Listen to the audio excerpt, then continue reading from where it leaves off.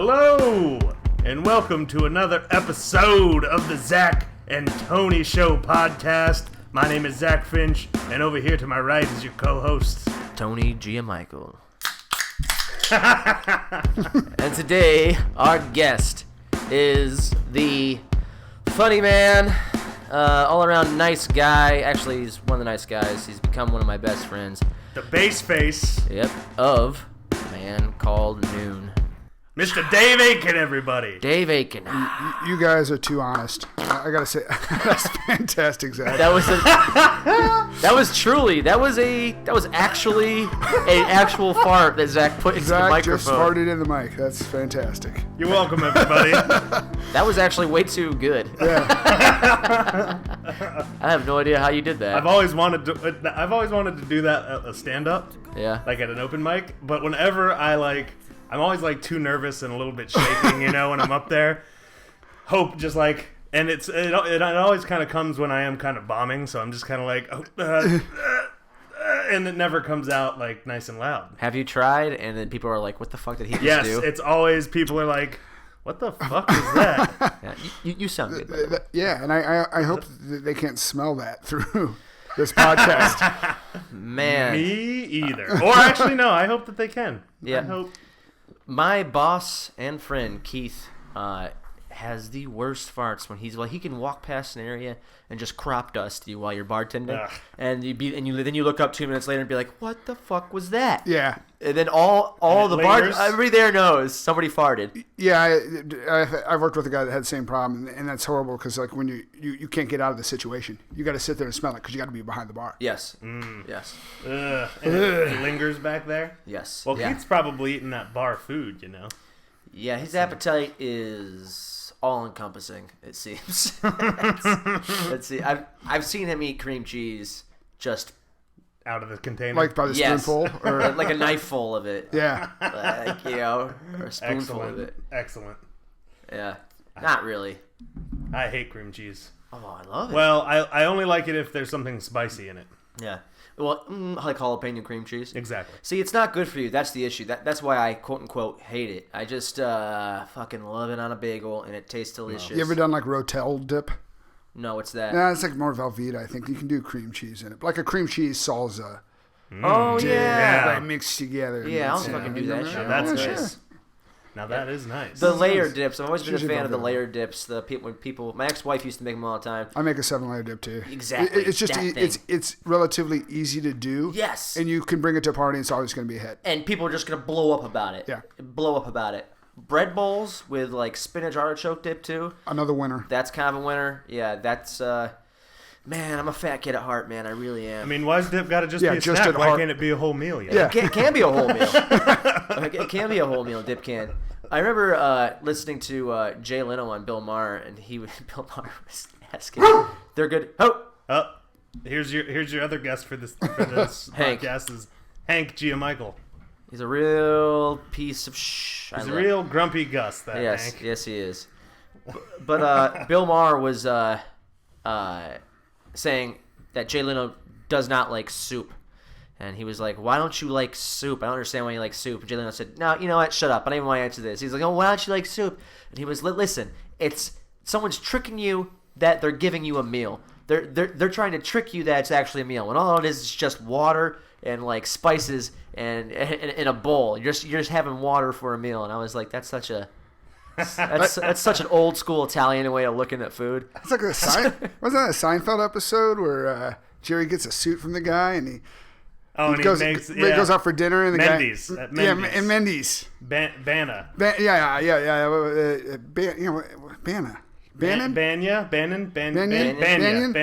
Bannon. Yeah. And he gets in the soup and he takes him to Mendy's. This doesn't count as a meal. Yeah, this is soup.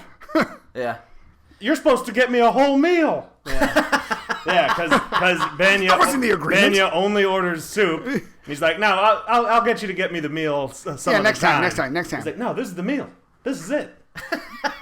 That's a good Seinfeld impersonation. There. No, this is it. Were there muffins, top of the muffin like shops before the Seinfeld? Top of the muffin to I don't recall them. No. Because now that's a thing now. Just it getting is? the top Well, of the muffin. Seinfeld needs more money, I think. Yeah. Yeah. There's a lot of there's been things out like the list of things that were. I mean, the pop culture Seinfeld that then became things in stores, in shops, or ideas that are just now commonplace. Very commonplace, yeah. The only thing that didn't land was that puffy shirt. The pirate shirt. I don't remember that. Oh, the pirate shirt? It's in the Smithsonian. What? Yeah.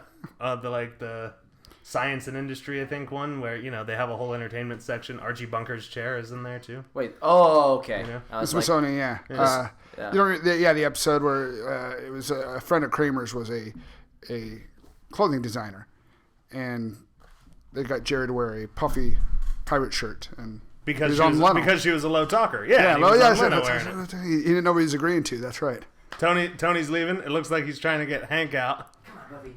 I just wanted to point that out because otherwise it would be distracting, and we'd just be like, and then people listening would be like, "What the fuck's going on?" Yeah, But now that he's back, I'd like to just get right into Man Called Noon, because I wish more people would say that. Get right in. I just want to get right into Man Called Noon. We need a lot more people to say that and do that. Yeah. So really. You want to ask the first Man Called Noon question, Zach?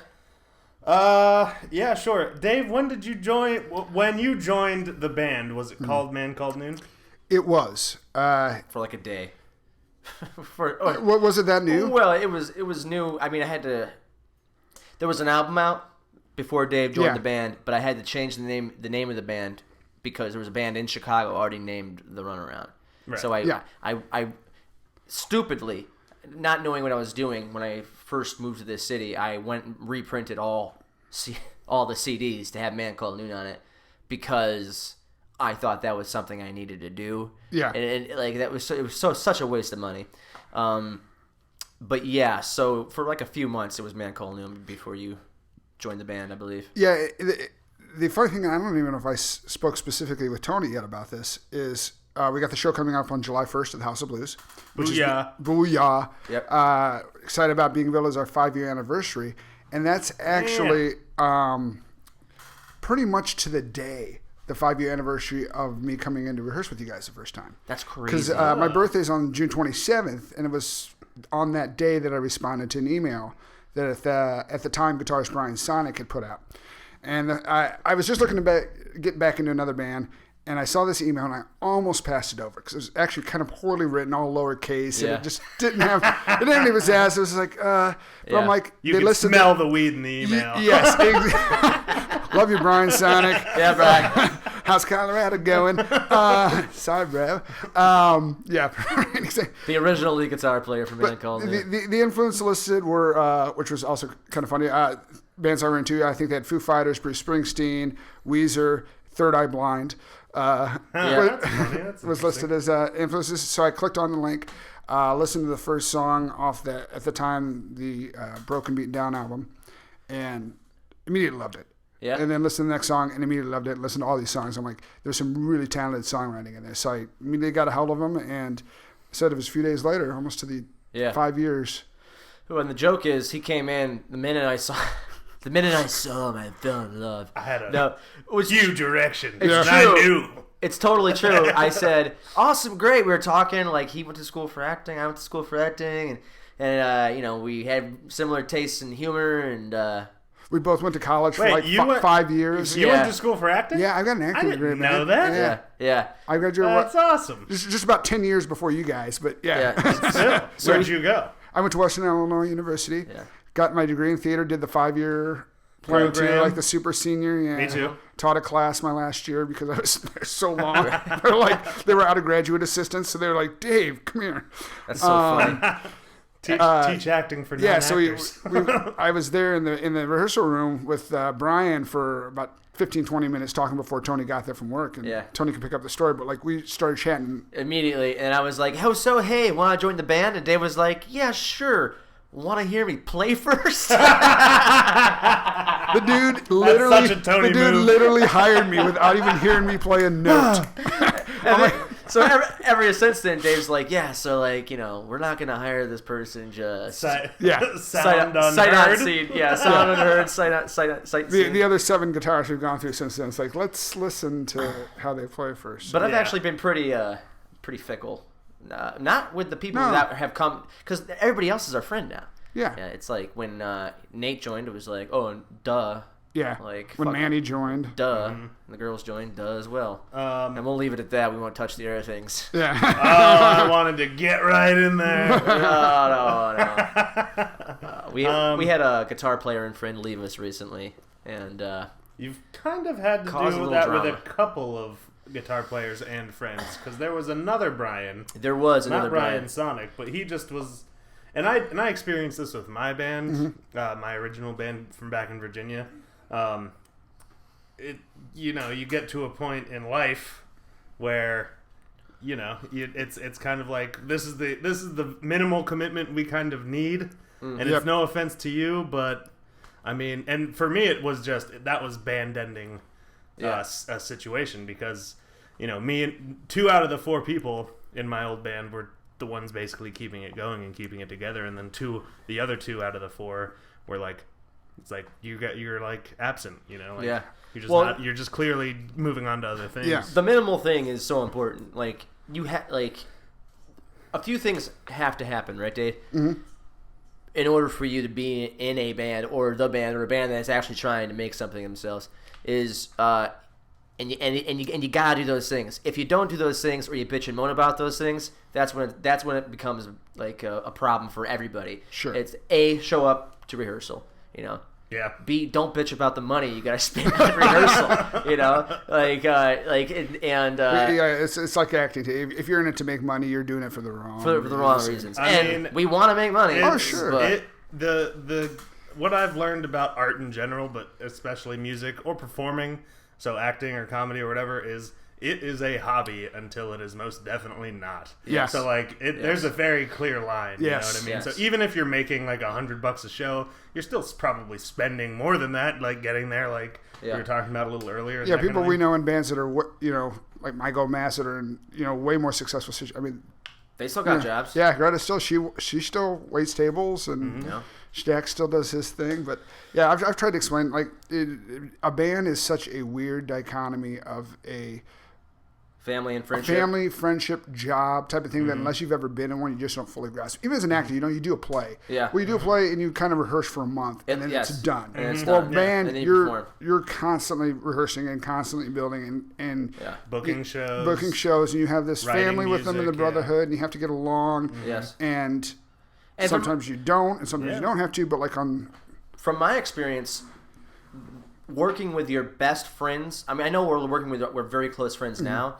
But it's not always working with your friends, who are the people that should be your bandmates. Like, Dave, you're my friend now, but before I was working with people I went to fucking high school with. Oh, sure. And there kind of was no room for me to grow inside that. And I would say for everybody else in the band too, because you're constantly perceived as the freshman from high school. It's sometimes you got to find friends, people that you work with, and make new friends, because they're workmates first, and they appreciate and approve of your work ethic and your attitude towards the sound and the music. That's why, and it's just another interesting thing to make music. And sometimes they can be the nicest guy in the world and be an awesome player, but it just doesn't gel. Because that's the one thing that a lot of people don't get. That happened to you, in music. Yeah. It's like sometimes you just play the gig and it's just like, it ain't working. I mean, Red Hot Chili Peppers, I think, were a huge example when Dave Navarro went to go play guitar with Chili Peppers. Right. You're talking about a guy from, a very established band at the time that had broken up, a well-known guitarist, a phenomenal guitarist, went to play with him. Did several months of it, and it just didn't stylistically work. Yeah, there are like countless super groups. Yeah. You know what I mean? That like you're like, well, how can this fail? And then of course they inevitably do. Yeah. Well, I think a lot of those guys fail also because they've got a lot in the pot. They got a lot churning. You know, when eventually people got to go back to their regular jobs. Yeah. Right. Because everybody wants to see a Soundgarden reunion. Everybody wants to see a Guns N' Roses reunion. Everybody wants to see a guy. Speaking of which, not that these guys went on to. I don't know if any of those guys went on to anything else, but my little brother was at a Eve 6 concert. Oh, a night or two ago. I could swallow my pride. I could jump on the line, left her over, and leave me empty inside. I was like, they're gonna play that song at least 3 times. Yes. Right? That's a funny story too. As long as we're talking rock and like the song 3 times over. So this would have been back. I was living back in Peoria. I'm from Central Illinois. I was living back in the Peoria area back in like 2001, I think. It was like 2001. And I was went to the Steamboat Days festival, which is down on the riverfront, like kind of like yearly fair, lasts for a week or whatever. Well, the band of the night was Starship, who is one of the worst transitions of great rock and roll into a spiral downward of was originally Jefferson Airplane, became Jefferson Starship, and they became Starship. And they were basically obviously booked to play, not obviously, but they were booked to play like the 6 hours that night from like 5 o'clock till 11 o'clock. Well, they would do a 45-minute set, take a 15-minute break, and do a 45-minute set. And it was the same set over and over. So as you're walking around the fairgrounds, it's like echoing through the speakers. So every like hour on the nose, you would hear Sarah, you would hear "Built the City on Rock and Roll," and you'd hear what that duet is from Mannequin. Oh my because God. those were the hits. So it's like you're walking around working in a restaurant. Yeah, exactly. Like, I just fucking heard this song. Yeah. That's horrible. And because a lot of it, I assume a lot of it was the members in the band at the time probably didn't have the rights to do like some of the do the stuff that Paul Canner, Paul Canner and Grace Slick wrote, because these are all the existential members. Is this why they changed the name 3 times? Yeah, a lot of it's because I think Paul Canner probably owned the original Jefferson Starship, and then Grace Slick left, or Jefferson Airplane, and then Grace Slick left, and after Jefferson Starship was around for a bit, and they kept changing. That's why they have to change the name. But so they're playing. Those 3 songs were their big hits in this formation. And well, the Monkees have a #1 album again. Yeah. What? Did you hear it was #1 or top 5? Yeah. Like they came out with a new album, all original music. The Monkees? The Monkees. Yeah. Are they all still alive? 3 of them are. No, actually, 3 of them. Yeah, is Mike Nesmith playing with them again? All 3. Three. Yeah, but the guy who died was, what's his name? Davy Jones. Davy Jones. Super sad. Well, because they all cried in the interview when they just like a week ago. They got interviewed about it. They're all like crying still. When the Monkees it happened in 2012. When the Monkees reunited, like in the '80s for a while, and they were kind of on the scene for a bit, and I can't remember the song, but they had a song that kind of had made a top 10 type pop. Yeah. Probably some. Mike Nesmith wasn't playing with them, so I don't know if he came back or whatever. But it was Davy Jones, Peter Torkin, and Mickey Dolenz. But they held another music trivia thing. They hold a very unique record for selling the most albums of any band in a single calendar year. In 1966, in the height of the Monkees, they had 3 record albums out at one time that sold, I must say, somewhere like 22 million. In 1 year. At their height, they were bigger than the Stones and the Beatles. Yeah. At their height, they were bigger than the Stones and the Beatles. They had a TV show. They were cross-promoting. Dude, it was crazy. Yeah. It was absolutely crazy. And they were all, like, genuinely very good musicians. Well, 2 of them were. Like, they hired Davy Jones and Mickey Dolenz, who were actors. Yes. And then Mike Nesmith and Peter Tork were the musicians. Peter Dolenz actually learned drums. Yes. He knew a little bit of it, but actually learned drums for the show. Well, they... So the second album was all original. The third album was all original stuff too that they wrote. First album was they were trying to write the songs, but it was basically the songs were already written and they were performing them, and they wouldn't even allow them to perform them live. Yeah. And then until they were like because they were wrapped up in television. Well, because they wanted them to be like a boy band. And, that's what they were. And this was the time where they were having studio music. This was the height of the '60s, so like the Wrecking Ball in California, like doing all these albums, and I think that a lot of people did it. So they were all about it was all about studio musicians, studio polish type of things. These guys could do it live, but You know who wrote a couple of the most popular songs with the Monkees back then? Neil Diamond. Oh, I could see that. Yeah, I could see that. He wrote. I thought you were gonna go Tony G. Michael. Daydream Believer, and I was like, I've been around for a while. I'm he wrote Daydream Believer, and good. Now I'm a Believer. Daydream Believer. Yeah, it sounds like a You saw her face. We don't want to pay for any rights. Now I'm a Believer. All right, exactly. Don't worry, I think I just butchered it enough. It's a brand new song. New song, go to Man Called Noon. We're gonna have Real that Sam problem Smith. What? Or whatever. Was Sam the country singer? No, wasn't that guy that had that controversy? Yeah. Oh, that kid. He's the one that sings the song that sounds like Tom. I'm convinced that guy's a D-bag. I'm super convinced that guy's a D-bag. But because he said he never heard of Tom Petty. Yeah. That's a D-bag thing to say. It's like, hey, bro, I know you're fucking 18 or 19 years old, but get the fuck out, man. Yeah. Like, I don't, like, I don't really listen to Sabbath, but I know Black Sabbath, and I know all of their famous songs. Right.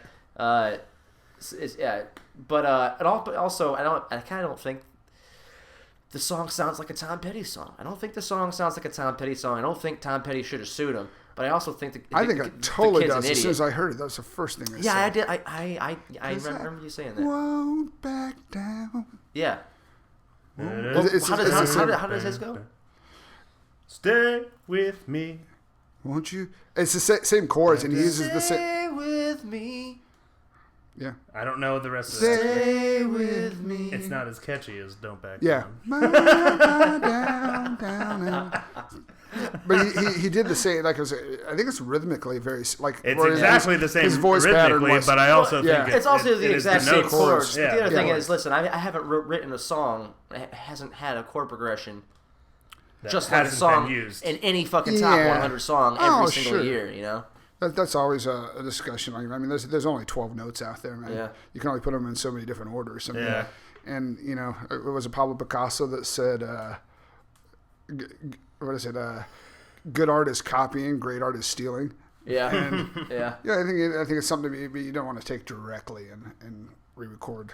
Come up with a new chord. Well, I mean, that's the whole thing. And coming from and being more and more immersed in the comedy world now, it's so, it's so night and day. Like, you guys could go on and play your Ribfest show tomorrow, and half of the set could be cover songs, and nobody would bat an eyelash. Interesting No, but we segue. can't. Interesting, Dave. Do you want to take this? Yeah. Interesting segue. Yeah, so we actually found out, Zach, that ironically enough, so we've been playing 5 years together, Yeah. and off and on discussion of doing covers, and off and on opinions of whether or not we should do covers, and the pros and cons of them. So we finally have gotten a collection of small covers to do to kind of feature some of the Aaron and Stephanie, Our backup singers and Harmony Girls. Harmony Girls Beautiful do ladies. a song. We got James singing a song. Tony's got one, so we're going to put the two girls' cover songs in there. And we get the contract agreements back from Ribfest in Chicago saying that unless you have personally secured the rights to do the song, there's no covers allowed. Fucking Here's the Ribfest. thing. Wasn't in the Grow contract. some balls, Ribfest. Wasn't in the Oh, not contract. contract. Wasn't in the contract. Was in the information packet or whatever, like that the they week sent out. before that they sent out to all the members. I really don't give a shit. I'm just happy they're allowing us to play. I love you, Ribfest. Yes. But some of the other bands that I know and I'm personal friends with, they're playing a cover, and I don't know if they thought ahead to get the performing rights for it. Maybe they are. Maybe they're smarter than us. I don't know. Yeah, maybe they did or maybe they don't. It's usually something you don't run into because when you play a club, they already have that. They already play for that licensing. It's the same. Those songs are covered under a general license that they do for jukeboxes and for live music venues that basically pay out ASCAP and CSCAP and CSAC and I should say CSAC, our union. Restaurants pay into that shit too. Yeah, right? exactly. To Yeah. have music And playing on you the actually have loudspeaker. to. You can get a lot of trouble. It was just pretty, I get ironic. Yeah. That is funny. The first time we're gonna play. Yeah, you guys never play covers. Yeah. And, So, and here you are, like, wanting to play a cover. You're in agreement, right? It's cool. Yeah. All three covers for James, Aaron, and Stephanie at Hard Rock Cafe. Yeah. August 20th, by the way. But don't go there. Go to July. Go there second. Go to House of Blues first, July 1st. Mm-hmm. 50th But go to anniversary. Ribfest this Sunday. But go to Ribfest this Sunday. Thank you very much. 4:00 on the Bud Light stage. Yeah, we'll drop this probably right tomorrow. We'll just do it tomorrow. Yeah. Right? Oh, you can drop it tomorrow? Okay. Well, Drop it tomorrow right and after we'll, 1, 2, 3. If you guys give me 15 minutes, I can edit this and just throw it up in 15 minutes. Or we can do that. So you guys will be hearing this almost a full day and a half. Well, definitely a full day before the set. Yeah, a day and a half before the set at Ribfest. So I guess what I'd like to say is come out tomorrow to Ribfest at 4:00 in the afternoon. More or less. It's supposed to be 75 degrees and sunny and Yeah. Sunday. Sunday. I also this has a little less. Well, it has a lot to do with your set on Sunday, basically. But Tony, you want to go ahead and elaborate what we'll be doing? Basically, we can just talk shop, I guess, on the podcast because I'm a little bit confused as to what all is going to be going down. So Logan Connor. Dave, did you hear about this? I don't know. Yes, Okay. it's the whole Awesome Monster thing. Oh, the Awesome Monster. Let me explain it. So Logan Connor got in touch with me last week, wanting to interview me and or the band before the show at Ribfest for the Awesome Monster comedy radio. They have a half-hour podcast every week. So I said, okay, let me get you press passes. We might be able to do it backstage. And he said, if you want to do a 1, 2, 3 with Awesome Monster, and I said, that's perfect. Okay, Zach will hold the camera. Okay, so 1, 2, 3 is with Awesome. Is with Awesome Monster, right? Okay. And you'll be holding the camera. It'll be kind of like a quick and dirty one, I'm assuming, because I'm sure we'll be standing there backstage doing it. But before we go on, Where is backstage? fucking who the fuck knows? Well, I mean, the back of the stage is on Lincoln at Irving Park and Damon. Yeah. So the back of the stage would actually Be backstage. backstage there. Backstage, yeah. yeah. On the gate. And I didn't get you a press pass. We're just gonna call you a roadie, something like that. Yeah, I can finagle my way into probably wherever. And just give me a couple of chords to carry. yeah, exactly.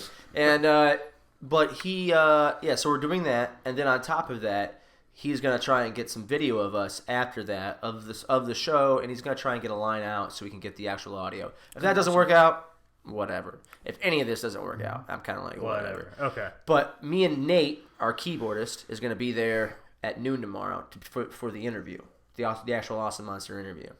Excellent. Yeah. We're just trying to cross promote. So what I'm doing is I'm getting logos. Like I got the Awesome Monster logo. Mm-hmm. We got Awesome Monster. We got the Good people. Great people. We got the Zach and Tony logo. We got the Man Called Noon logo, and I'm getting a James Man on the Bots logo. So we can just kind of create this little bit of a community and throw it all together, and not, just take advantage of bigger moments. Yeah. So that everybody can somehow. Well, people that we like. That's the key. People that we like can maybe kind of all win here. Maybe Anthony Anderson will be running around again, and we can snag him for a soundbite or something. That'd be fantastic. That would be hilarious. Ran right into him eating a rib. He was eating a rib on camera for he loves rib. Was this fest. like last year? Yeah, last nice. year, and he was like doing a rib fest. He was trying to shoot like a rib fest documentary or something like that. And he was fantastic. he had like a camera crew or something. It was, and also a little bit silly. It was, and also silly. and also drunk people were being pretty stupid. Yes. Yeah. Like Anthony Anderson, oh my god. Yeah, that's got to be hard because he's got just enough level of fame that he walks around without like necessary big posse around him, but probably gets recognized by he's enough easily people. noticeable. Yeah. Enough drunk people for it to be annoying. He's got a pretty unique look. He's got the gap teeth and he's just got a big pie face. And he's kind of like a Chris Farley, a black Chris Farley. Yeah, kind of. Kind of like what he is.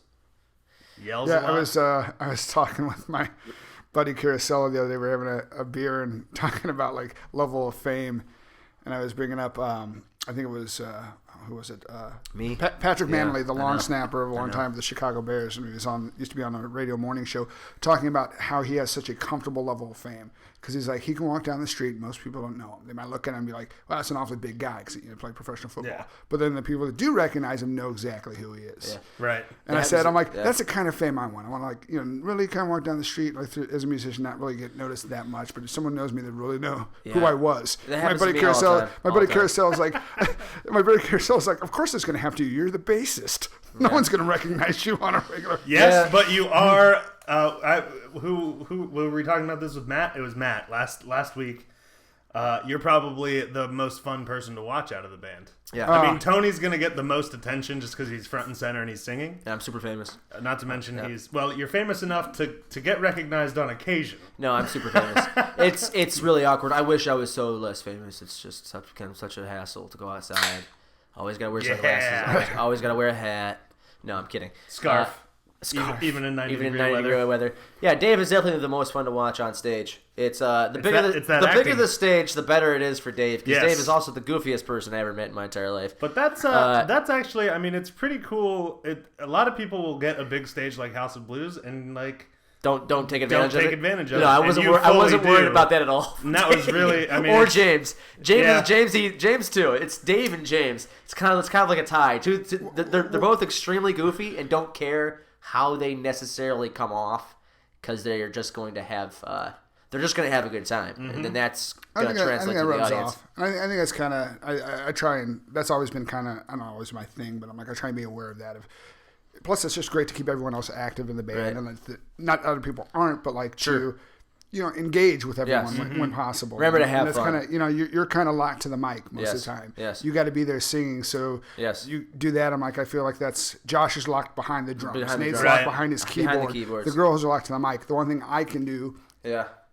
Is not being on the mic all the time, moving around, people. checking with people. Exactly. And it's the same thing. It's the same thing with James is going to get better and better at that. The more time he has with the band, because especially that's on big stages. Oh yeah, because that's what he does with the BOTs, and he's locked to the mic. Yeah, you're not, but he gives himself music breaks where he breaks away, and you don't necessarily always hear him singing, because sometimes he loses his just fucking.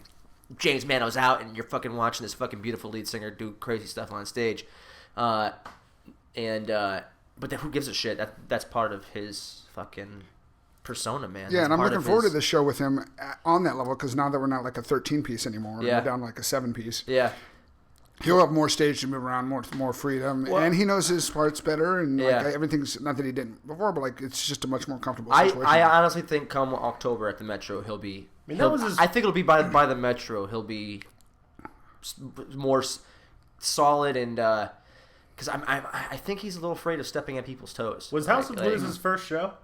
Yeah, with you guys? Yeah. That's a pretty intimidating first show. Well, and it was supposed to, and for him it was crushed it too. That was Nate. That was Nate's first show. Yeah, Nate. Yeah, I mean, he crushed it as well. Crushed it too. Alex's second show, third show. I mean, I think when I first moved to the city, I don't think I've been to every single one of your shows in all 4 years I've lived here. But when I first moved to the city, I was literally at every one of your guys' shows. That's so funny. It was hilarious. But I remember, you four with Brian Sonic. That's classic.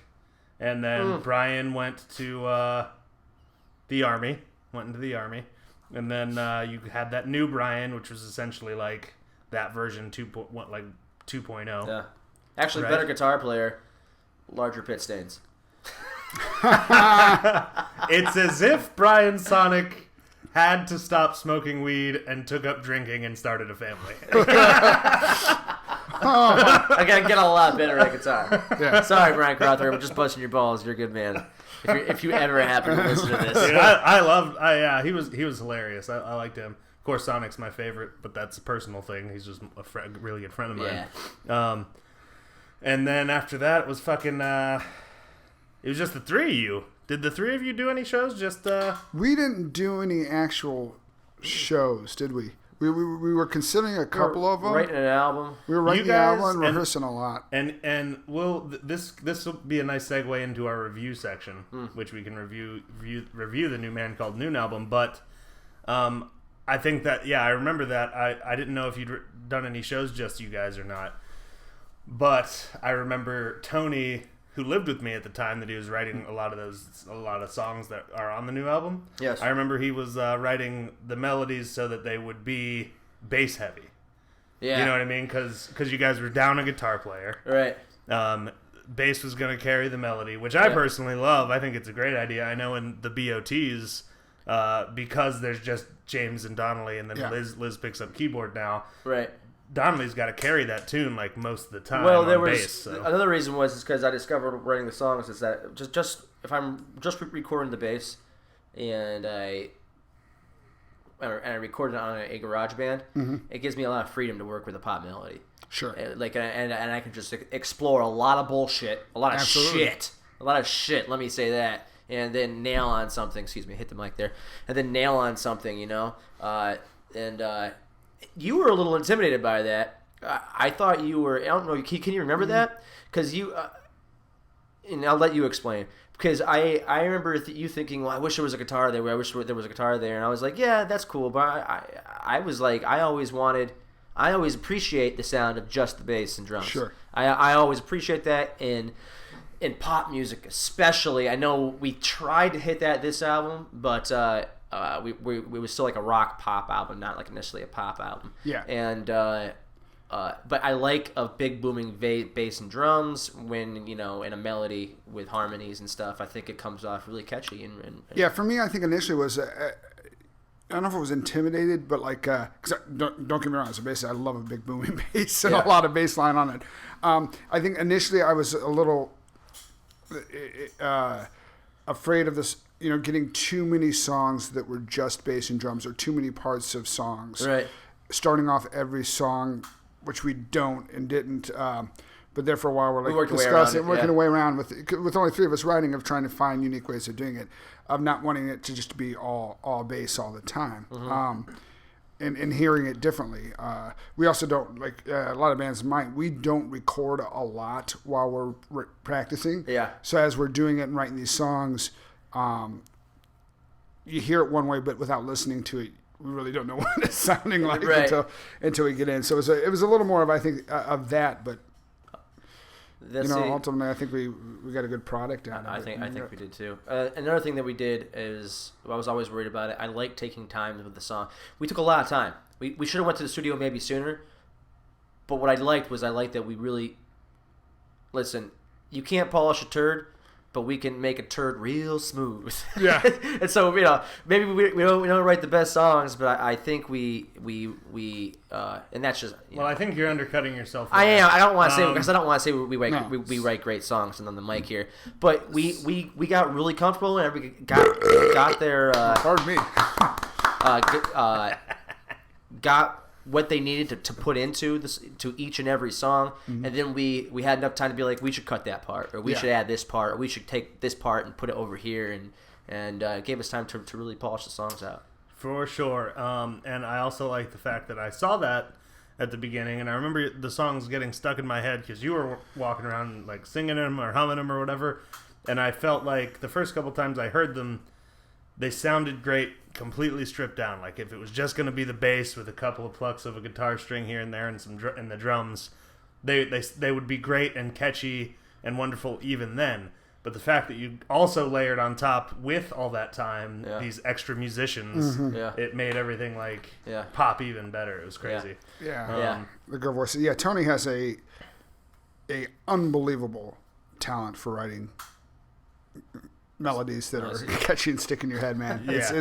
It's nice to work with that, and I think I have a pretty good strength in arrangement and chord structure and keeping things tight in that level. So on that level, it worked out really well with the 2 of us and Josh as the backbone, kind of setting some beats and doing that. That I think we got a lot more accomplished and were able to do stuff in that 8 or 9 months. It was just 3 of us rehearsing, writing these songs. Yeah. That I think we were able to get some really good product out of that. As opposed to having a full band or kind of writing songs along with the way. A full band, It could take a long time to do that. And that's something I've got to learn to do. But I still, every once in a while, I'm going to get a little selfish and be like, I just want to sit there with Dave and Josh because. I think that you should continue to do it that way. Well, dogs. The dog's barking? What the hell's happening out there? It sounded like it. Well, because there's times when I just want to have it out with Dave. I literally just want to sit there and argue with him about how to fucking write the song, but it gets a little awkward when there's 8 people around you. I don't think you should stop doing that.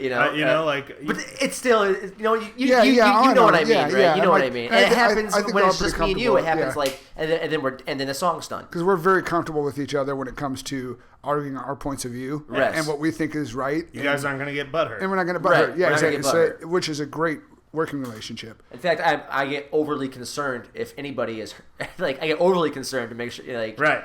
You care about people's feelings. Yes, yeah. Which makes it worse. It does make it worse because you kind of dwell on it that way. But, yes. I mean, it doesn't make it that much worse. It's just I'm there with you though. I always am very concerned. Like if I hurt somebody's feelings, I'm like, well, my night's ruined. But I think that's a great balance though, man. Because I'm like, you don't want to not say what you're thinking or feeling on something, right? With the sake of hurting feelings. But when you can get to a relationship, as we even had now with the newer members, to where. Leave the egos at the door, man. We've always said, serve the song, man. Serve the song. Any argument we're having is to serve the song. Yeah. What makes necessarily a bad thing to no, I don't know what I was going to say now. Yeah. That's okay. That's all right. That's okay. No, it's not a bad thing to have an argument. It's all about just leaving the ego at the door, like you were saying. Nice. Because you... And to be compassionate. That's what I was going to say. Right. To be compassionate with what you're saying about how people feel, but still have your opinion. I think there's a happy balance. You still need to be compassionate about it, but... Well, just like yesterday, Stephanie's cousin was in the room, and I was like, well, sometimes when I say we'll talk about it later, Yeah. it's because I want to be able to like talk about it with you later because I don't like when all the eyes are on you. I hate that. And then this guy's in the room, and I was like, you know what? Fuck it. And I was like, whatever, dude. Let's just like, who gives a shit? Yeah. If he's gonna be in the room, then then I'm gonna fucking. And I like your comment about compassion. It's the ability to be able to. It's the ability to agree to disagree. Yes. Basically, which a lot of people don't have. In fact, when I was in Virginia with Liz, my girlfriend, and we went to her parents' house, her dad severely lacks that ability. Really? Yes. To the point where it makes it like she and he like will butt heads over something that is purely opinion based. Yeah. You know what I mean? A lot of things in music are. It's subjective. It's very subjective. So you got to at the end of the day just be like, or at the if it's gonna get too heated, you just got to be like, you know what, we obviously neither of us are gonna give here. Yeah. So let's just. There's many times no wrong answer. Right. And with music, it's like it's the double-edged sword of like sometimes it's great when there's a couple of three great things and we're arguing over who likes this one better and who likes this one better. Yeah. Yeah. They're both good ideas. It's agreeing to disagree. So I wanted to talk about our next project. Mm-hmm. Yeah, let's do that before we go into the reviews of the current album. Okay. Yeah. So our next project is we are going to come out with a 3-song EP and three videos for a video for each song, a music video for each song, while Excellent. also coming out with a large photo shoot at the same time. Excellent. And what I'm excited about it is, and this is a year from now, but what I'm excited about is how we're doing it and how we're approaching it. I'm putting just as much effort, and of course you are too. But that was one of the things I impressed upon in an email is like, this isn't something easy. This is something hard or just as hard or harder than coming out with our last full length. Well, I think what's kind of harder on it, on one angle, and we can get into full discussion of it. What's harder is in a 3-song EP, you're kind of under the gun and under pressure to get 3 really good songs. Catchy songs. Whereas, not that you want to sacrifice anything, but if you got 9 songs on an album, you can have a couple that like either whether it not be radio friendly or a little more personal that may not be as relatable to other people. You're afforded that opportunity to do that. Right. With these, you're going to be really. I agree, and the other thing is, I disagree though. I mean, on a level, when you think about what an EP is, which is 7-inch vinyl, essentially is where it comes from. Sure. There's always at least one on a B-side. Sometimes maybe even 2 on a B-side. Sure. It's oftentimes one hot single. And then 2 throwaways, potentially, or vice versa. But that's not what we're gonna do. Yeah. Well, you shouldn't. You should always strive to get the 3 radio hit songs or whatever. But because that's the main reason why we're doing it is for the radio play. And on top of this, we've always been kind of a catchy band, but we're recording wise, we're going like pop. Like I think we're going right. We're going pop. I think so. Yeah. It's going to be interesting tackling some of this stuff that some of us have never tackled before, especially in the studio, and also tackling how to like promote it and because I'm listening to pop records right now like crazy and how they're mixed and how they're mastered, and it's loud, which we've always wanted. It's loud, and it is the bass and drums are huge. Again, the drums are big in every pop album, which is great, and I like that. That's my favorite. Oddly enough, I feel like we can thank techno for that, because that shit brought it back to where that's what people wanted to hear. They wanted to feel it. They wanted to almost. When I was in high high school, I loved disco. listening to stuff like New Order, disco. and that was all bass and big melodies and bass, and it was electronic drums. Yeah. Right. But it's gonna be interesting. Keep going. It's gonna be it's going to be interesting because it keeps the like after every album I was thinking in my mind, well, what's the next step?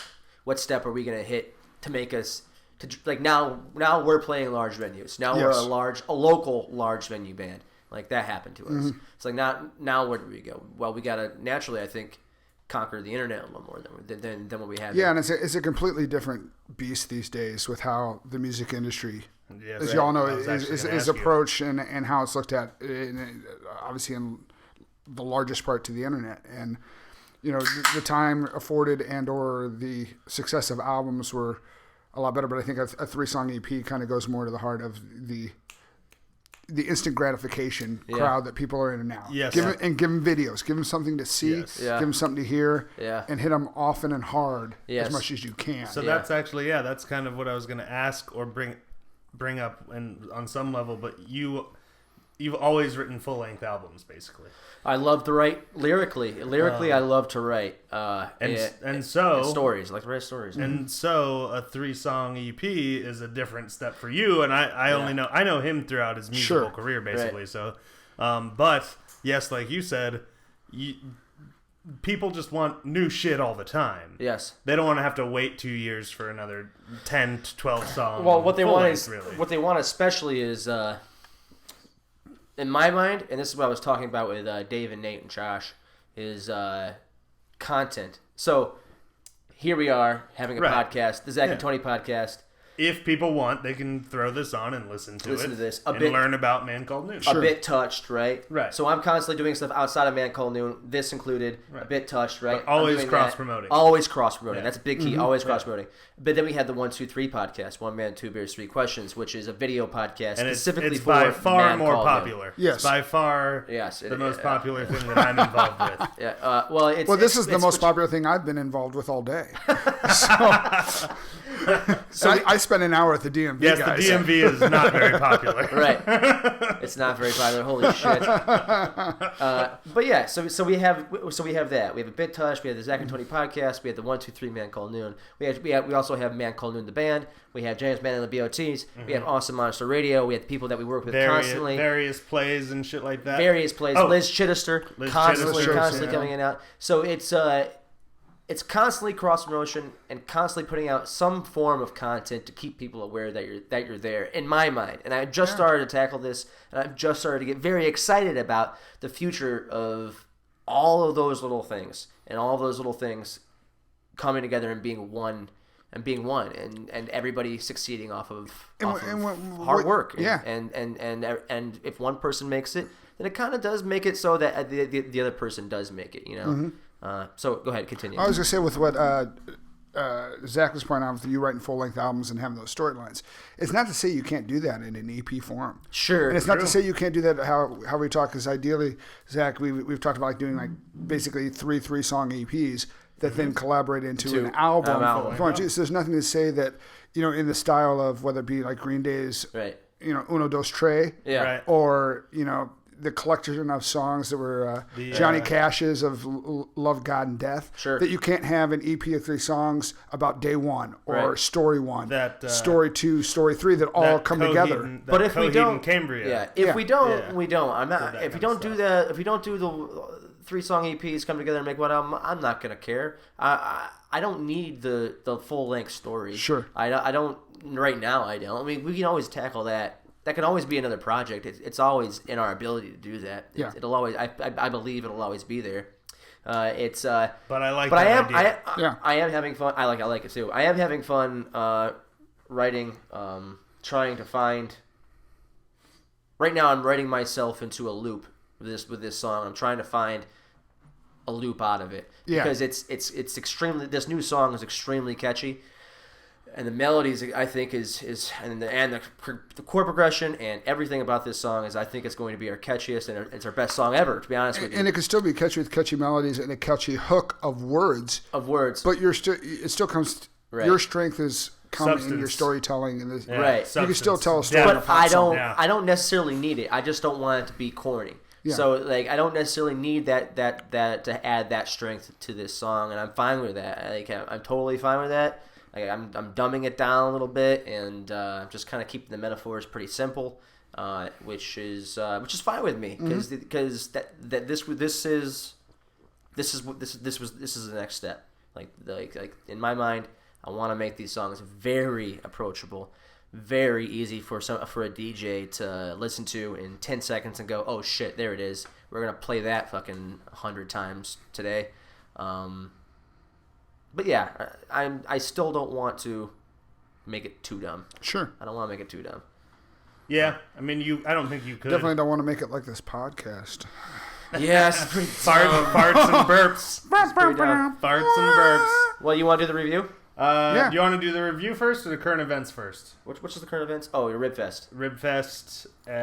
Let's just make current. Let's make this current event Ribfest because then we might make the future shows with one of your other bandmates. Yeah, I was gonna say, current event. Okay. Fontnoe in. Yeah, if Josh comes in, then maybe we want to make July 1st at the House of Blues that current event. Oh no, that's perfect. Yeah. Yeah, let's do that. So let's discuss the current event this Sunday, June 12th. June 12th, tomorrow. Yeah. As you listen to 12th. it right now, it's tomorrow. The Fucking current, A. yeah, the current event could be Ribfest and House of Blues. How about that? All right. Because Josh won't be on until Later. after Chaz. We have a few guests coming up. Chaz Bono. Chaz Bono. But No, that's not his name. no, it's not. Can't remember his name. He'll be on. Um, Chaz Hearn. yeah. So that's pretty exciting. Ribfest. Here, Tony and I have lived in the North Center neighborhood of Chicago for 3 years now. Yeah, almost. And yeah. just about, in 2 weeks it'll be 3 years officially, basically. And we have always Ribfest is on our street corner. It's across the street from It's your across the apartment. street. Yes. You can't, Where you still can't live, Zach. avoid it. Yeah. Yeah, where I still live, even to this day. I heard the band that's playing on the very stage you guys are playing on from my window. I could hear them. So even if I didn't want to go to see you, I'd have to listen. You're still to you're still gonna have Man Called Noon in your living room. We are branching out. Yeah. With that, yeah. So it's a pretty fucking cool place to play. It's a pretty fucking cool gig to play, I would say. Yeah. we're really psyched about it. This has been on Tony and I's radar as far as for the as we've been building this band over the past few years of like hitting goals of things we wanted to do. Play festivals. Playing Street Fest is one of them. Yeah. It's as well as just being great exposure. It's just fun to play outside. It's something I did quite a bit in college. Haven't had the opportunity, and it's just fun as shit. And Ribfest is one of the big ones now. Yeah, it is. And it's really cool that, like as we said earlier, we can't play any covers, but they focus on original bands. Yes. And that's beautiful. It is. You know? It is beautiful. Like you said, exposure, but it's also good to put on a resume. You know what I mean? Like list of places you've played or whatever. And I kind of think next summer we're going to get a lot more festivals. Yeah. Now I honestly do. I got a few connections, and I think we're going to. I think the summer is just going to be like 3 or 4 festivals. Did you all apply for a lot this year? Well, this it's summer? just everything's all about who you fucking know and who's sending the emails for you, and who you are CCing to those emails, and who is talking to who for you. But it's also who you know and who knows us, and we're I think in a good way, obviously becoming more well known within in the community and with these guys. So I've like heard we of them. play some big Ribfest. shows. They played Ribfest. Yeah, Oh, you heard of it? They just played the House of Blues for their. Yeah. So it's playing the festival is going to be exciting. It's going to be a little stressful beforehand with the interviews and stuff all the cross promotion that we're doing with our other projects and stuff. I would say don't let that be stressful, and if it's gonna be stressful, then we shouldn't do it. Yeah. Yeah. But it's gonna be a good time. I'm gonna get fucking loaded after the show. I am gonna get because for me, like one of my personal rules, and I try and impress upon the rest of the band is Dave can attest is don't get too drunk or drunk at all. Don't get too drunk before a big show. I would say don't get drunk. Yeah, don't get drunk. Yeah, drink. Don't get drunk. A couple of beers are good. Yeah. I do want before the House of Blues show, I had 2 or 3 beers. I did 1 shot before I went on stage. Which is just about enough. And Lord knows, bassist, or if you don't, yeah. we have a compulsion to drink. We enjoy it a lot. We don't get all the chicks the lead singers get. We don't get all the glory the drummers get. And we're just the bassist. What chicks of this shitty band am I getting? I love you, Steph. I'm also married. If you don't know, I'm married to one of our backup singers. One of the members. One of the band members. One of the band members. I am not married. I've done that before. It's just not fun.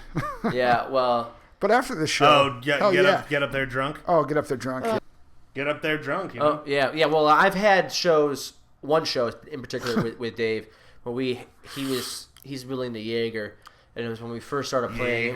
We were playing some shit fucking bar. What was it called? I think it was called Main Stage up on the north. No, it wasn't Main. Main Stage is bigger. Is bigger. Main Stage is big. Yeah. What Yeah. was a big fancy theater. Now it's closed, I think. That's closed now, Okay. yeah. But we were playing this shitty bar. It was called something like Main Stage, Yeah. though, but it wasn't Main Stage.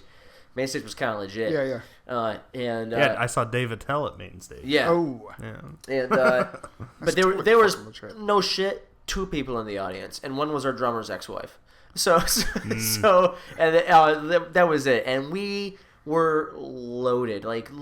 Dave has a tendency to take Jaeger shots and then want you to take Jaeger shots with him. Well, what I do is I just don't take Jaeger shots with Dave anymore, because once I do, I hate Jaeger, and B, once I get to 3, I might as well take 10 more. Oh, yeah. Because my yeah. night's already fucking over. My night's already fucking over. Right. We got there was one microphone at this show. That was all they had on one, not even a boomstick. It was just one microphone on the stand. That was their sound system, and a PA that was hooked up to where the guy walked in right before. It was right on the side of the stage. Like, it was only like maybe a step up to the stage. He just said it. It was on a milk crate. He sat down in front of it, flipped it on, and just went to his phone and started looking at his phone. And like, oh, this sounds like me. So I'm like, yeah. Talk about paying your dues. Yeah. Exactly. Yeah, we've paid our dues a little bit to get to this minimal figuring level. Figuring it out. What places you need to be playing at. I got wasted on stage once, and well, I say stage. It was in a basement. And I kicked a hole into my bass drum. Yeah. And I couldn't even help myself. Yeah. I just like Cheeseman had to basically like turn my bass drum around for me. turn it back. And like, yeah. Were you too drunk? I was just too drunk. I was just like, I can't fucking play. My bass drum is broken. And we had like 2 or 3 songs left, like we probably should have just ended, but Yeah. that was I remember that. Yeah. Yeah, that's a tough one for a drummer. I broke, back in college in my band, I broke my low E string, which, if you're not a musician, you listen to this, and not a bassist, that's like, It's the top one. it's the It's top a big one. heavy one. It's the Bottom big one. heavy one, Yeah. low one, and it's it's kind of the string you use in pretty much every song. Yeah. As a bassist, and that's Yeah, like one of those. it's the most important What string. do you do? You got how do Maybe you go back? maybe the most important string for the entire Their band. band. Yeah, the entire band. Entire Honestly, it band. is. And Yeah. the bass isn't like a guitar where you can change it in like 2 minutes. Yeah. Like, hey, kill some time. I'm gonna change Or as a my guitarist, string. you can also get through playing. Right. Sometimes as a rhythm guitarist with 5 Right. or 4 strings. In our band, I can get through Yeah, yeah. fucking like 20 songs, just fucking not play. Like, I don't need my high E. I just don't need my high E. Yeah. My high E breaks. I'm like, that's fine. I'll deal with it after the show, kind of. Yeah. I will. If my high E breaks during the show, I'm like, I'm just gonna deal with you later, my friend. Other current event is your show on July 1st. You have a lot more time to catch this. Although Ribfest is basically free. They're asking for a $5 donation, but you just walk in and it's right That's fair. there. Don't worry about that free shit. Pay $10 to see it. Yeah. Exactly. No, I'm kidding. Find one of these 2 guys, either Tony Giamichael or Dave Aitken. Yes. Am I saying that right? Yeah. Dave Aitken. Yeah, Aitken, you got it yeah. right. Yeah. Fuck yeah. Come down to Patarino's at the corner of Dearborn and Randolph Monday through Thursday. I bartend there and during the lunch shifts, and I'll gladly sell you $10 tickets. Yeah, We I got will a few too. of them left. I will too. And he'll pour you a heavy drink too if you buy yourself your ticket. Unless Rich Melman's listening, then I pour the appropriate 1.25 ounce shot, as you should under company policy. That's He hilarious. watched the training videos. Yes, I study them thoroughly. Yeah, House of Blues. Playing House of Blues. July 1st. July 1st. I'm playing bigger venues now. Yeah. That's kind of like a nice little thing. And you guys are talking about, this is a question kind of pertaining to that, and pertaining to current events, talking about applying to more festivals and things like that. Are you going to look at out-of-town festivals and potentially go on little mini tours in order to get there? As long as we find a way to do it and it's economically sound, I'll do it. I keep trying to talk Dave into this drunkenly. I don't give a shit if it's economically sound type of a thing. I'm like, let's fucking everybody take a vacation to New York and play three shows in 1 week in New York City type of a thing. That's an economic thing. We have kind of up and down and back and forth views on that, and the practicalities, the logistics, as well as the sensibility of doing some things like that. And that's where having a large band will definitely kind of bite you in the ass, I guess, a little bit. Yeah. As long as we have the vehicle, it doesn't really bite us in the ass that much, though. As long as we have the appropriate vehicle, that's the shit that we're dealing with right now. Is literally. And we got some lines on some like out of like suburban, and that's something I think definitely next year with going on this Rib Fest, like some suburban street festivals, and like the festivals out of the Harley Davidson out in Harvard, Illinois, on the other side of Woodstock. Yeah. That Nate has a line on. I mean, these are things that like I think it's just natural progression as we kind of build up here in the city to see that. And on outside of getting our next loan for the next project, we should talk about how we can maybe all get together and get a family vehicle here. A band van, a band bus. Maybe that's a conversation we can have. That being said, or a band trailer. Maybe we can, or just a trailer. Yeah. That being said, I'd like to apologize yet again for wrecking your previous van. That wasn't you though. That was a drunk guy. I'll tell this quick story. I was moving from my first apartment here in Chicago in Rogers Park back down to. I was moving it to a storage unit. I was out getting drunk with my girlfriend at the time, trying to get some lovin'. Trying to get some hot tang. And it was literally the last load of the night. Now I know, like everybody, you'd say that, and of course it's the last load of the night because the van gets fucking wrecked. But no, it was. We cleaned out the apartment. Everything was out. Yeah. Everything was out, and I took a left. And a fucking drunk driver just raced through the intersection. I had a green arrow, and we got up onto two wheels onto one side. We tilted over, and then luckily landed back on all four wheels. Lived. Yeah, they caught the guy. Thank God you're okay. That's the story I heard. Thank God my bass story could wasn't have in the changed van. a little bit by the time it got to me. Zach might have been wasted. He might have drove that shit into a brick wall. Dude, that's like it would be. That would be.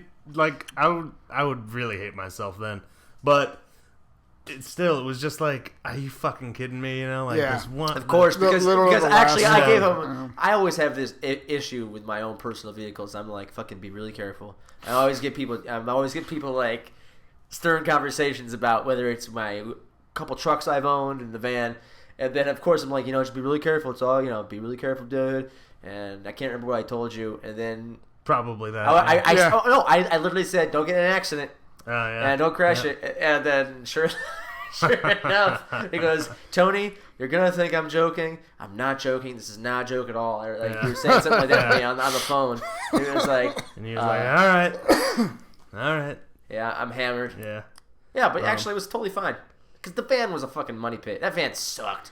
Yeah, it was on its way out, but still. You guys got that right before I joined the band. I was the new guy in the band, but I was also the guy in the band that'd been in a lot of other bands before you guys. Yeah. I saw that van, and I'm like, I like the effort, but I'm like, this is just. Yep. Seemed a little. Wish you were in the band. Premature. Yeah. Wish you were in the band. 3 months before that happened. 3 months before it happened. You really don't. Let's just wait off for a little Actually, bit. in that band that I was talking about earlier, I had an almost identical van. But it had like a raised roof and a TV VCR in there and classy. Like that. Yeah, it was awesome. It eventually got us down to Florida and up to Boston, but after that that was about it. Yeah, that was about it. Well, let's do a quick review of the last album. Okay, Zach, what did you think about me and Dave's effort? I didn't make it. So I'll start. About me and Dave and the rest of the crew's effort on the last album. I think it's your guys' best work so far, hands down. I've never heard you actually say what you think about it. I love the songs. They're probably your all's most catchy songs, right. Which I'm a fan of. A lot of people will get a song stuck in their head and start to hate it. That's not me. I kind of like it. Yeah. And fuck those people. I think that the songs are better suited, Tony, for your voice than your previous album. Now, I am also a very big fan of the harder rock songs. Like I like punk and hardcore and a little metal and stuff like that. And that's kind of where I come from. And that was your last album, Edge of the Night, right? Is a little bit darker. It's a little bit more hard. It's really dark hard lyrically, really dark lyrically, and really dark instrumentally. And that's a lot of Brian Sonic there. Absolutely. There were a lot more minor chords in Edge of the Night. And I think that for your voice, literally your vocals, I don't think it's as fitting. As much as like I like those songs as well, and I like harder songs. I think that this album is just like for everybody. It's better suited. Dave's a great bass player, and he walks that bass up and down the album. You know what I mean? And it features the performers a lot better. It features your voice better. Yeah. It features all the new people quite well as well. So I mean, like, I've got my rating, and I'll save it for the end. What do you think of the last album, Dave? And then the current album. Yeah, the current album. Compared, I'm a little partial since I was on it. That's okay. Suck the D. No, I think it was listening to that versus Edge of the Night. You vocally have grown so much. Your voice had gotten so much better. Along with, as Zach says, I think a lot of these songs in this album were also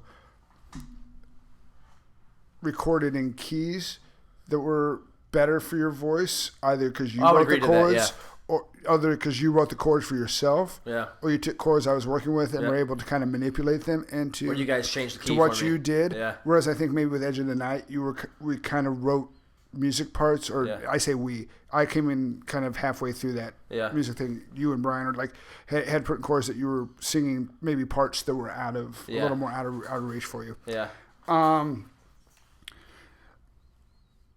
Overall, the addition of the other musicians on Edge of the Night, I played keys. I'm a capable keyboard player. We did have Lisa Carlson at the time, who's a phenomenal keyboard player, outstanding keyboard player, and a outstanding third female voice that was on it as well, playing, that added another depth to it. I also had a huge larger hand in the songwriting of this, so I'm like, it's a little more personal to me on that level. But I think we came out with a really solid project that turned out a lot better than I thought it would, and I would give it a solid rating that I'll talk about after. At the end. I'm going to keep it real short and simple. When you put the work in, you put the effort in, I think you get a better project. And I think the effort was there and the work was there, but also on top of that was the passion and fun. We had a lot of fun with it too. And I honestly think the next project is. I'm already thinking like 10 steps. Like this, it's gonna blow this shit away. This horse shit away. I mean, it just is. It's because that's what you gotta do. And we had a lot of fun with it, and it's a great effort. And I think it's a better album than the last album. It's the best product I think anybody in the band has ever been involved with. Right? Yeah. Absolutely. And so Brian Sonic, suck it, Edge of the Night Blues. The bad guy's the best. No, I'm kidding, Brian. You're high. You're gonna forget about it tomorrow. Yeah, you're the man, man. You're the man. You are the man. Edge of the Night's a great album. Hey, yeah, it is. But hey, so give me your 2 thumbs up, Zach. So I'm gonna put 2 thumbs way up my butthole. Yeah. That's going to be my rating. Dave, what rating are you going to give it? I'm going to put one of my thumbs way up Zach's butthole and the other one up your butthole. So I'm going to have like Zach and Tony popsicles as I'm walking around licking both your asses, all right? You know what I'm giving? This is ridiculous. That is just absolutely insane, Dave. Zach and Tony popsicles. I just I don't know. I guess that's good. That's good. That's a good rating. That's like a 10-star rating. Yeah. It's like if 10 out of 5. So, yeah. All right. I'm gonna give it 2 thumbs down and 1 boner up. I'm giving it 2 thumbs down only as motivation to make the next project even bigger and better. Ooh. Nice. So to recap, we got 2 thumbs up Zach's butthole, some Zach and Tony popsicles, and 2 thumbs down from Tony G and Michael for Man Called Noon's The Bad Guy. The Bad Guy. Did you pick out a question for us, Dave? Yeah. So is this the Cosmo questions? This segment is Ask Zach and Tony. Ask Zach and Tony. Ask Zach and Tony. Tony. The segment where our guest will ask us a question out of a Cosmo magazine, and we're going to give it our best answer. Okay. I'm going to try my best to let Zach speak, but He always jumps in. I'm always going to jump in. As a married man, should I adjust the word girlfriend to wife Sure. to make it whatever applicable? you want. Okay. Yeah. So question: what toy can I try with my wife that's not a strap-on? Jesus Christ, fucking anything. You can do it. Like there are so many toys. What would you? Well, This is why I always buy it. I think because this is such a stupid Tony hates question. That's why it's Ask Zach Yes. and Tony. Like fucking anything. Like what else can I try besides a strap-on? Like because here's the thing. A, has he tried anything? B, has he been just using a strap-on the entire time? Go ahead, Zach. All right. So my initial thing is, strap-on. That's jumping. That's like going from 0 to 10, right? Well, my initial thing is, how's a dude wear a strap-on, or how small is his junk that he's wearing? Right.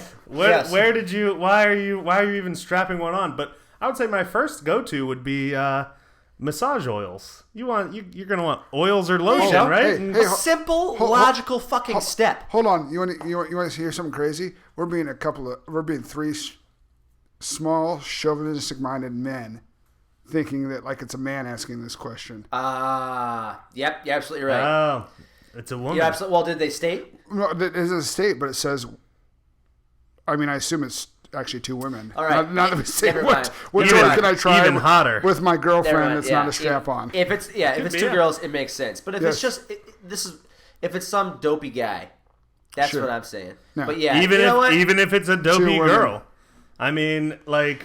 Do you want me to try this again and we'll re-record it? So it's not like it No, is. not at all. No, Let's do it. this is good. No, This is no, good. This is That's perfect. good. I mean, All right. listen, we didn't mean to be. No, of course not. But like we were just very. Close-minded. Honestly, my answer, I think my answer stays for men or women. Yes, and what is that? Massage oils. Try First, massage start oils. at massage oils. I agree. Why jump straight? Like, why jump straight to fucking pegging? Like before, there's dildos even. You don't need to have a strap on. There are Vibrators. literally dildos and vibrators. Yeah. You don't have to get a strap on. Like that doesn't need to be the A1 choice. Get a big ass like ostrich feather or something like that. You know? That's kind of fun. You know, too. do some might tickle. tickling. Yeah, but I honestly think these are just the stupidest questions, and the stupidest people ask these questions. Tony hates this segment. So you want to hear the no BS response to the question from Cosmo? Yeah, I'm sure it's no BS. Let's hear the geniuses at Cosmo. Yeah. Tell us what to use. I'm going to bet there's a marketing scheme in there somewhere where they're advertising a price on something. And just so y'all know, I kind of just opened this up and read the question. Like Zach told me what page it was on, but I just read the first one I saw. So, so their answer is, we'd hate to peg you to just one toy. Peg. Yeah, and peg is in quotation marks. Nice work, guys. Oh, yeah. Slow clap. So here are a few ways to get your buzz on without buckling up. Try the We Vibe for Plus, in parentheses, 179. we-vibe.com. Oh, in parentheses. beautiful. An ingenious U-shaped vibrator that stimulates your clit and G-spot. Damn. Wear it while you're scissoring, says Lindsay King Miller, author of Ask a Queer Chick.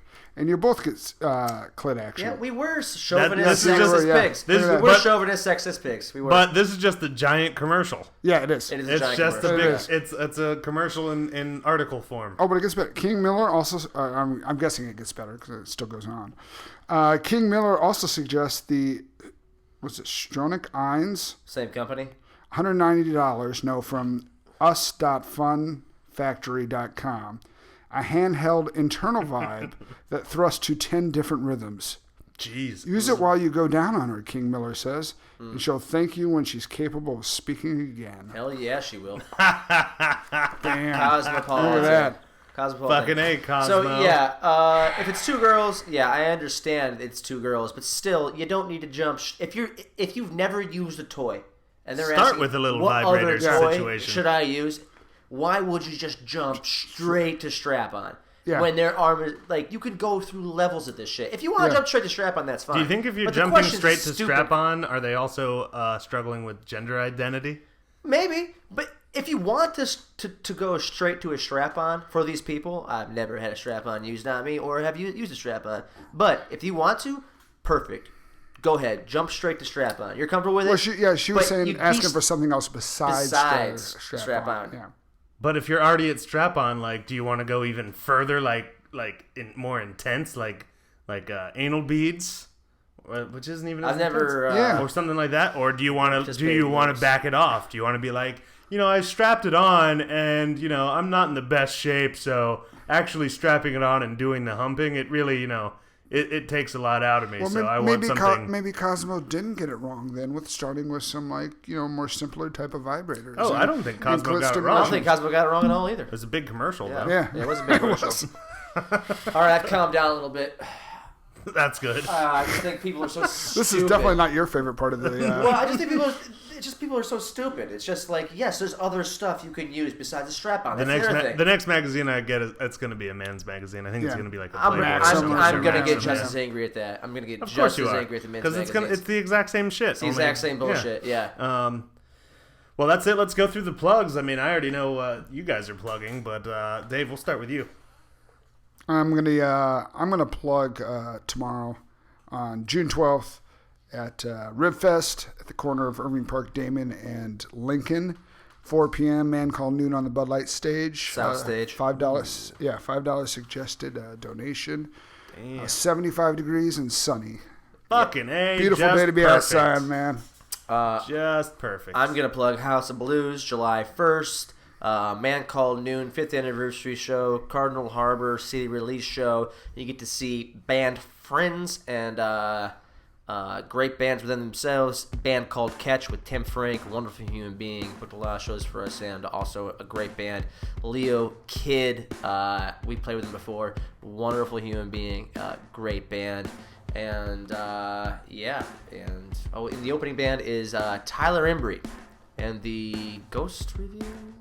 Tyler Embry is the name of the band, though, and something else. But yeah, great lineup, great bands. $10 if you buy it from us. $10 pre-sale. And if you know us, come meet us. I'll sell you a ticket, and come on out. It's gonna be a packed joint, maybe sold out, and we're gonna fucking rock it. Fuck yeah! Just to reiterate. Oh, Finley Dunn's also. Come to Finley Dunn's, the bar I work at, and buy a ticket. And buy a ticket.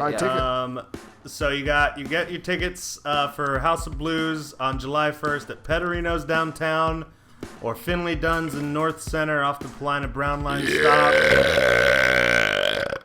Damn! That was a squatch burp. To reiterate, June 12th, Ribfest, 4 p.m. Man Called Noon, beautiful day. July 1st, House of Blues, Man Called Noon again. Yours truly can be seen at Finley Dunn's on Tuesday nights doing stand-up comedy, and I'm in a play that opens up in August called The Right Amount of Tequila at the Gorilla Tango Theater. That sounds like a perfect name for a show you should be in. Yeah. And I think that's it, everybody. How you guys feeling? Pretty good. Anybody else we should plug?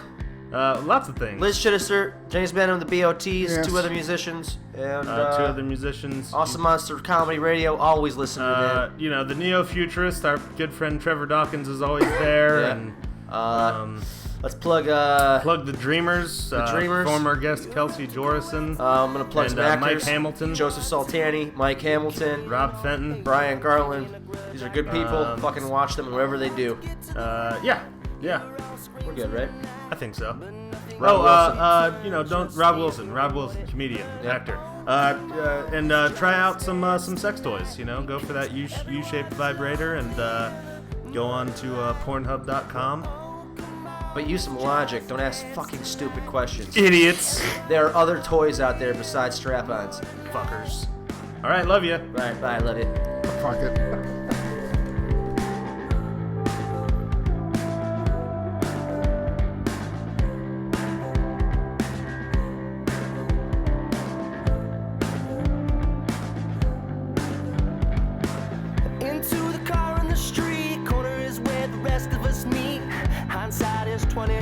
But you're always mad, dog, when you're out of money.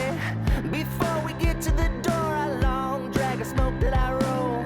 Because outside the club, everyone's cool, it's quietly smug.